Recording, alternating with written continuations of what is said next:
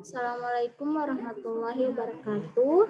Perkenalkan, nama saya Esti Rahmadani dengan nomor stambuk 196602072.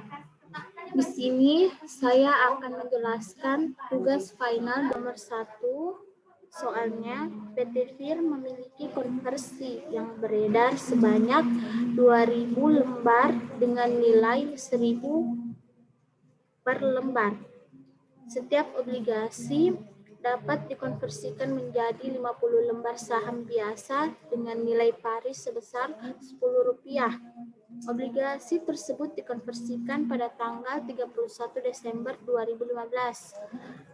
Nilai buku dari utang obligasi adalah Rp1.950.000 dan terdapat ekuitas konversi sebesar Rp20.000. Buatlah pencatatan jurnal untuk konversi tersebut.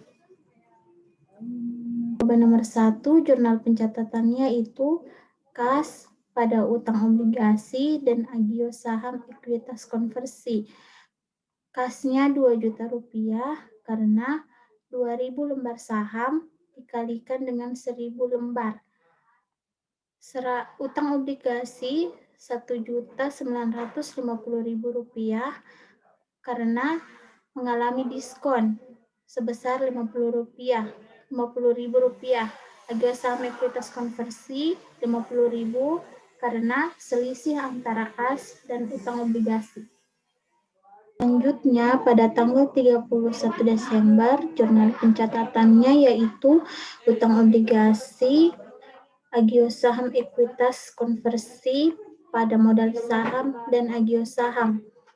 Mengapa modal sahamnya 1 juta? Karena ekuitas yang dapat dikonversikan 20.000 kali obligasi yang dikonversikan sebesar 50.000.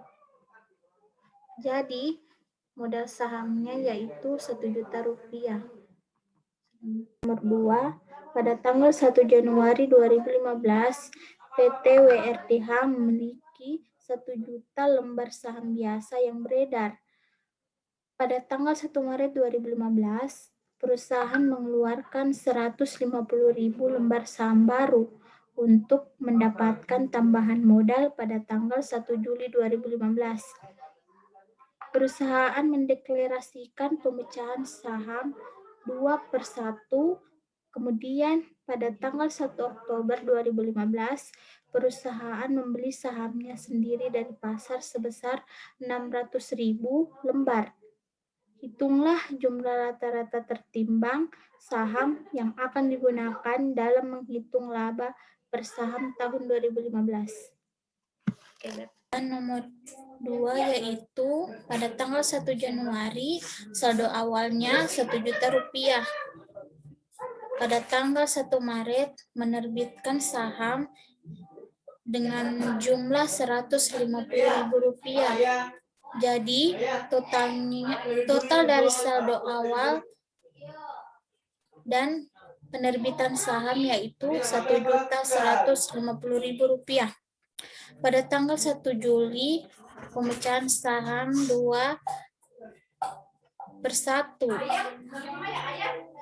senilai Rp1.150.000 sehingga totalnya Rp2.300.000. Pada tanggal 1 Oktober membeli kembali saham sehingga terjadi pengurangan senilai Rp600.000. Jadi posisi akhir Rp1.700.000. Perhitungan jumlah rata-rata tertimbang saham pada tanggal 1 Januari sampai 1 Maret. Jumlah saham yang beredar Rp1 juta. Penyajian kembalinya 2, faktor pembobotnya 2/12 karena jarak antara 1 Januari sampai 1 Maret itu 2 bulan. Maka hasilnya yaitu Rp333.333. Pada tanggal 1 Maret sampai 1 Juli, jumlah saham beredar Rp1.150.000. Penyajian kembali 2, faktor pembobotnya 4/12 sehingga totalnya Rp766.666. Pada tanggal 1 Juli sampai 1 Oktober, jumlah saham yang beredar Rp2.300.000. Faktor pembobotnya 3/12, totalnya Rp575.000, sehingga jumlah rata-rata tertimbang saham yaitu Rp1.674.999. Karena nomor 2 dengan 3 soalnya sama, saya langsung menjelaskan jawaban nomor 4. Nomor 4 itu diminta hitung LPS dasar untuk data milik PT MSF tahun 2015 sama hitung LPS dilusiannya. Pada tanggal 1 Januari saldo awalnya itu Rp700.000. 1 Maret pembelian saham tersuri. Karena melakukan pembelian kembali maka dikurangkan Rp60.000 sehingga totalnya Rp640.000. 1 Juni pemecahan saham 2/1 Rp640.000. Jadi totalnya Rp1.280.000.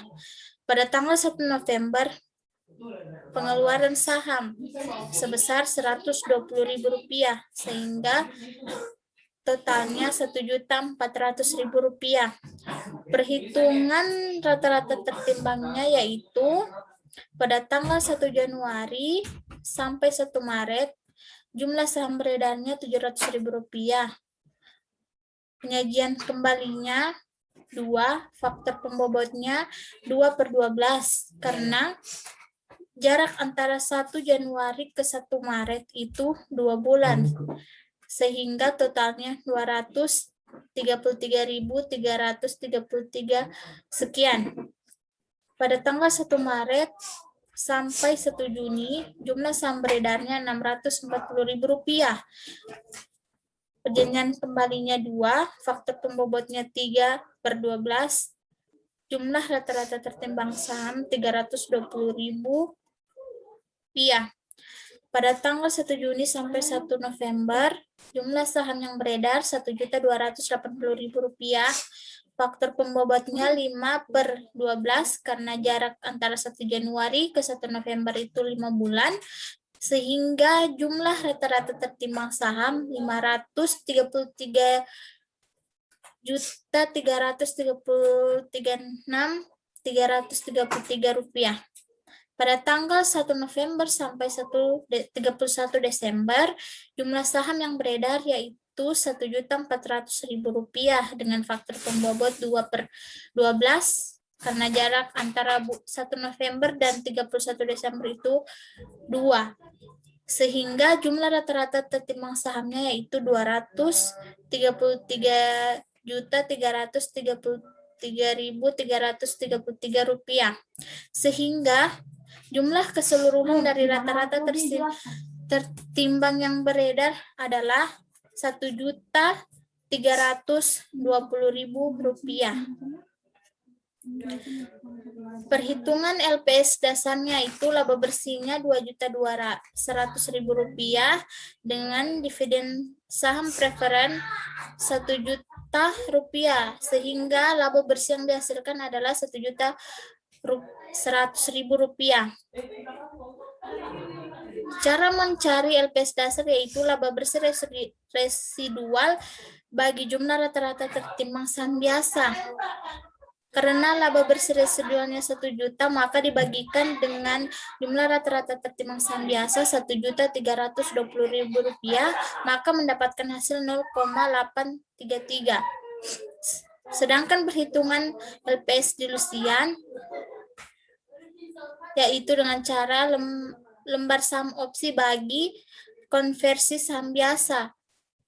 Lembar saham opsi Rp60.000 konversi saham biasa Rp1.000.000 sehingga Rp60.000 bagi Rp1.000.000 menghasilkan 0,6 yang dipersenkan menjadi 6%.